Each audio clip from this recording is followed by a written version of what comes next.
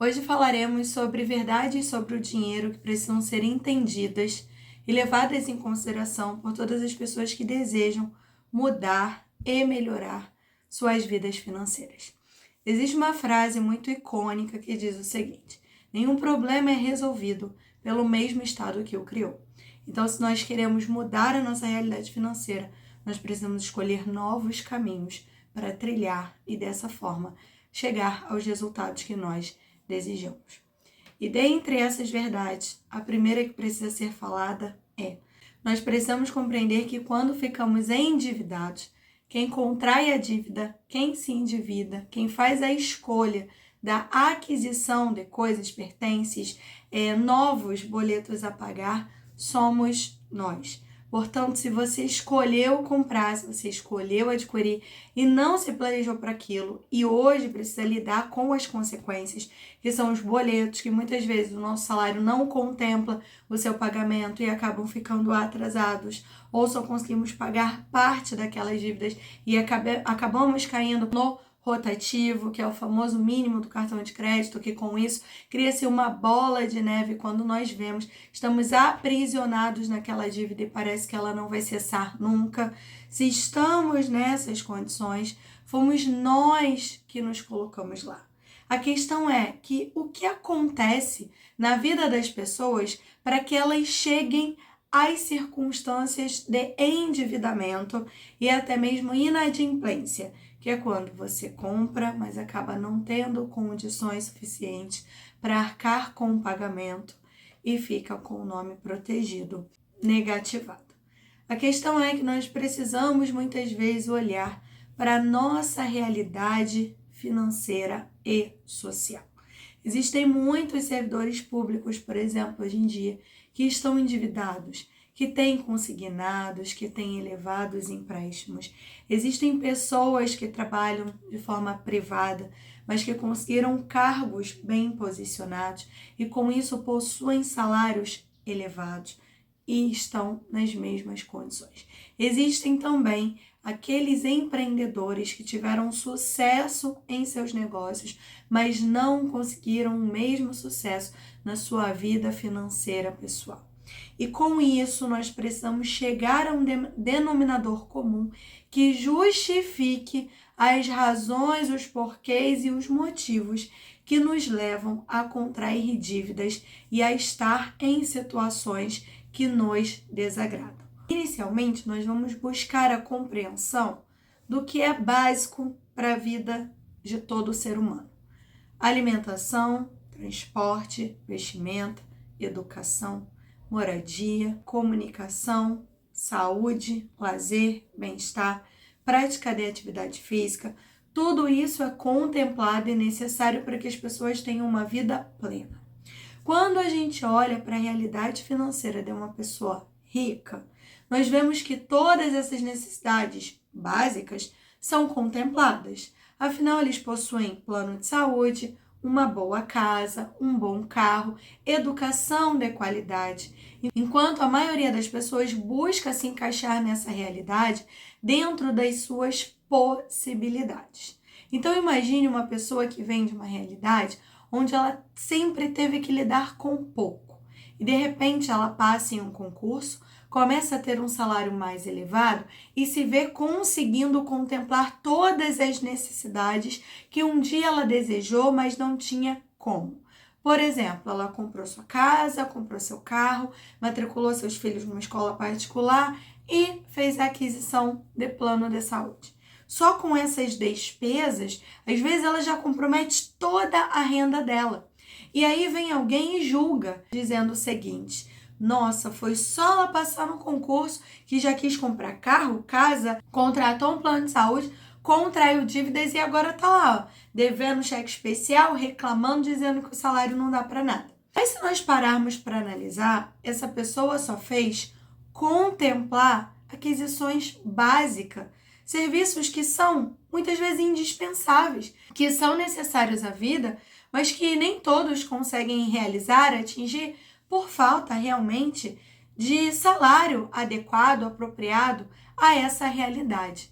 Então, para que nós possamos compreender isso, e para você que está aí se preparando para um concurso, ou foi promovido, está com um salário melhor, não caia, né? Não entre, melhor dizendo, não faça parte do ciclo dos ratos. É importante que você compreenda que está tudo bem você buscar atender suas necessidades básicas. Mas se você buscar fazer isso de uma única vez, ai, Dai, mas eu sempre sonhei, eu precisava, era meu objetivo, eu tinha essa demanda, só que eu não tinha condições de contemplar. Ok, mas se você quiser fazer tudo de uma vez, você vai se enrolar.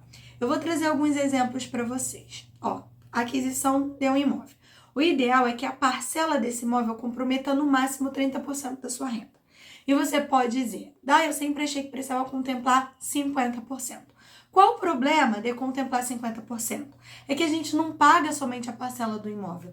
A gente paga o IPTU, a gente paga energia, paga a internet, paga a água, paga o condomínio. E se você contemplar 50% da sua renda e ainda ter essas despesas extras por fora, vai te manter em uma situação financeira de muito aperto. Então, o ideal é que você comprometa no máximo 30% em um financiamento.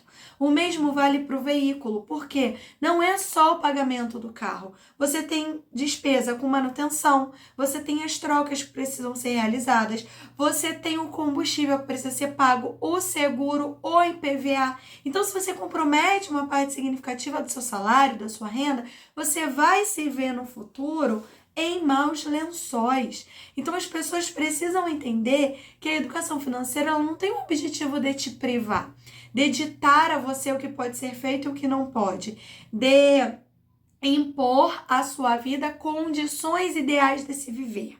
Na verdade, ela quer te ensinar a pensar, te ajudar a administrar o seu dinheiro de uma forma sadia e dessa mesma maneira que não lhe faça falta. Porque o problema das pessoas com a ausência de educação financeira é que elas acham que sabem administrar o dinheiro. E no momento que elas se veem em situações de aperto, ou elas tendem a acreditar que todas as pessoas vivem da mesma forma, pessoas essas que realizam os seus sonhos e seus objetivos, e quem não vive é porque é rico e herdeiro. Claro que os ricos e herdeiros, eles têm contemplado todas essas necessidades básicas. Então, para eles é muito mais fácil investir, muito mais fácil viajar, muito mais fácil adquirir coisas que são consideradas supérfluas, porque os essenciais já estão e sempre estiveram supridos. Só que aquilo, nós não estamos na mesma posição que eles. Não adianta nos frustrarmos, não adianta a gente se endividar, a gente se pôr em condições desfavoráveis por insatisfação. Na verdade, nós precisamos fazer o contrário, nos esforçar para garantir um futuro melhor. E falando de futuro, eu volto a bater na tecla de que você deveria investir pelo menos 5% da sua renda. Mas se pudéssemos atingir um ideal mínimo, 10% da sua renda. Eu sei que quando a gente está investindo, a gente tem a falsa sensação de que está jogando dinheiro fora, sabe? Não está usufruindo daquele dinheiro, que é um dinheiro que a gente aplica ali, não tem um retorno imediato, mas nós estamos fazendo por nós do amanhã, do futuro, garantindo o nosso bem-estar, a nossa tranquilidade, garantindo a nossa aposentadoria, um futuro com mais qualidade, com mais oportunidade e bem-estar. Então, busque investir pelo menos 5% da sua renda.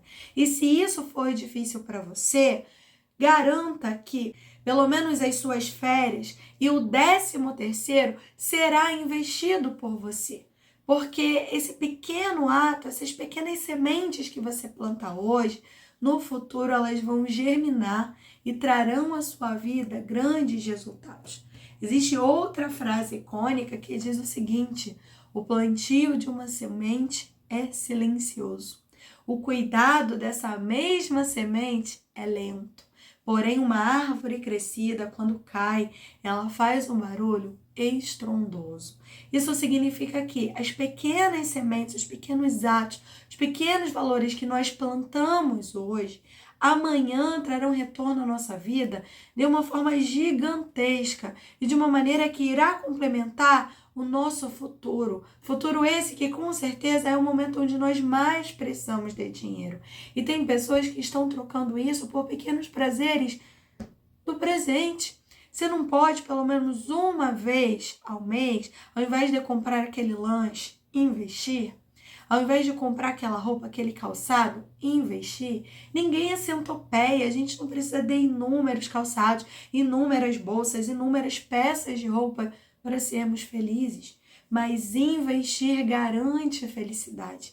É cientificamente comprovado que pessoas que possuem uma vida estabilizada financeiramente, elas vivem melhor do que aquelas que estão atoladas em caos, em dívidas.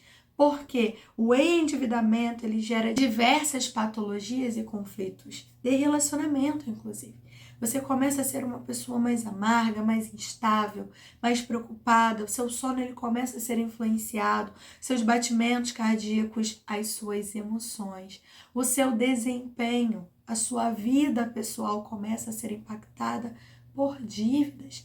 E tudo porque você está se deixando levar por crenças limitantes que dizem a você que para conquistar as coisas é preciso se endividar. E quando a gente tem uma vida pautada em planejamento, a gente consegue realizar os nossos sonhos, os nossos objetivos, evitando dívidas. De que forma? Pagando à vista. Ou se parcelar no cartão, tendo a plena certeza que o valor que nós iremos receber contempla o pagamento daquela despesa, tendo sabedoria para planejar os nossos passos e gastos financeiros. E dessa maneira, de pouquinho em pouquinho, como uma formiguinha, nós atingimos os nossos resultados, tendo uma vida plena e farta.